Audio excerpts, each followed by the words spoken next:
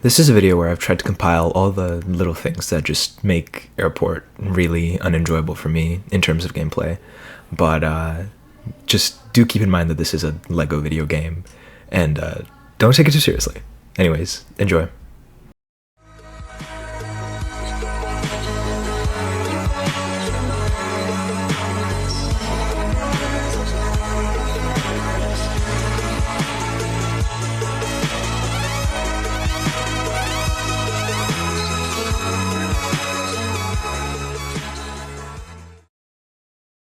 Security windows loop where the survivors can just stand there indefinitely in the middle area and not really have to play the game because they can just wait for the beast to attack one window and they can go through the other one.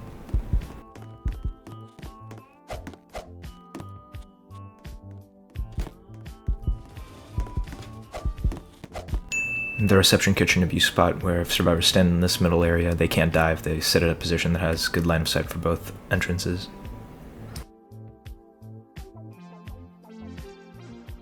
Windows PC having terrible routing when it's at the midst of two doubles, and any route taken by the beast just results in instantaneous death for the survivor unless they decide to juke. And I mean, this pod right here just is also very, very bad.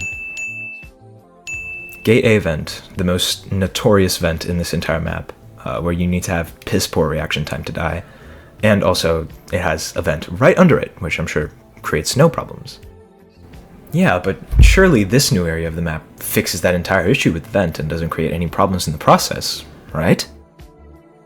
Yeah, it just made another infinite loop, which by extension made this entire area worse in the process.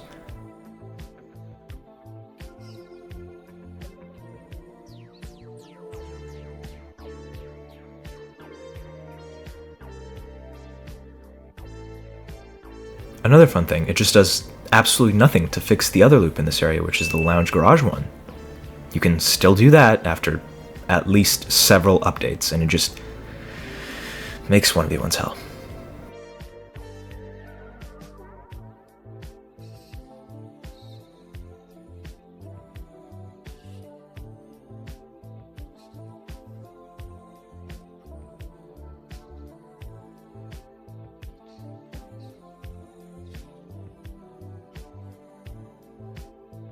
Office vent, despite producing several loops in this area of the map, also has the advantage of ending bridge chases pretty much instantaneously as soon as the survivor decides to go through it.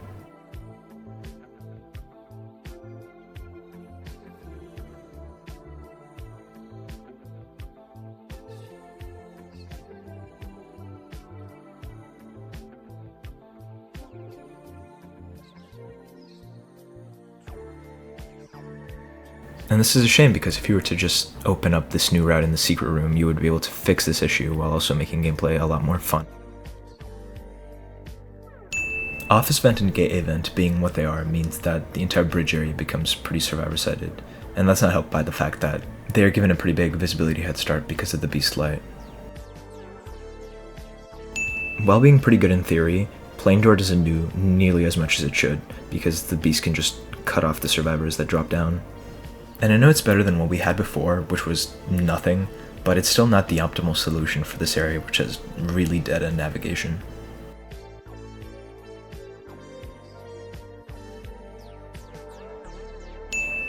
If you've ever been in this scenario as Beast, you know that there is no possible way for you to win, because from one side, the survivor has a get-out-of-jail-free card, and from the other side, they also have a get-out-of-jail-free card, and they can just sit at the door and wait for you to attack. Makes gameplay not very fun. Survivors are able to indefinitely sit this position given that they have the kitchen door open. And again, it's been several updates and this still has not been fixed.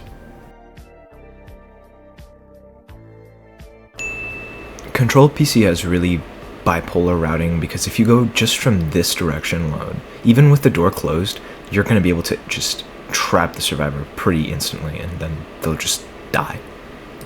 Meanwhile, from the other direction, there's literally no way for you to be able to kill anything because their route is completely blocked off. And from the survivor's perspective, they can just see the beast light and run away. This kind of sucks because if they had just had the opportunity to open this window here, that would not only create a cool double, but it would fix all the navigation issues that this area has. Airport's exits, which are about 23 to 30 seconds away depending on which route you take, are notoriously bad because from the Beast's perspective, it's just irredeemable at that point in the game. Also, some of the individual exit routes themselves are way too forgiving for survivors, and because of this, the endgame in Airport is really difficult for the Beast.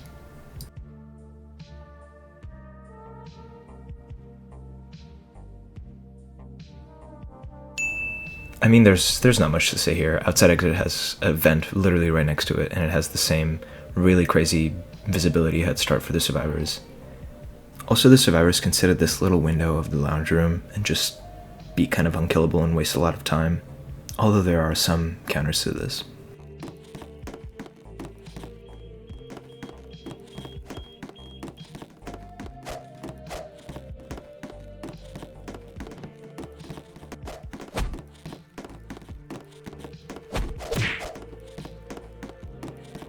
The Beast cannot defend their kill at Lounge Pod because of how easy it is for survivors to get into position and continually save.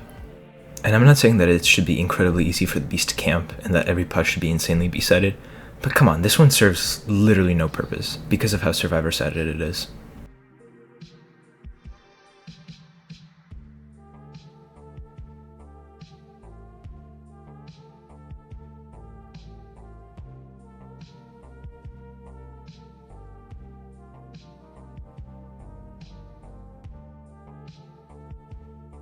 Storage Pod is the exact same problem as Lounge Pod, except it's way worse because of its proximity to doubles. Like here there's a door and a window, which makes it really easy for survivors to just continually push. If this is the only pod that you have, and you have storage and office doubles, then it's going to be really hard for you to guard your kills. The way server PC is oriented makes any sort of discrepancy in reaction time really punishing, and also this vent is just generally not a fun feature of the map. The pod has some excuse, it's alright, but the PC is just really unfun.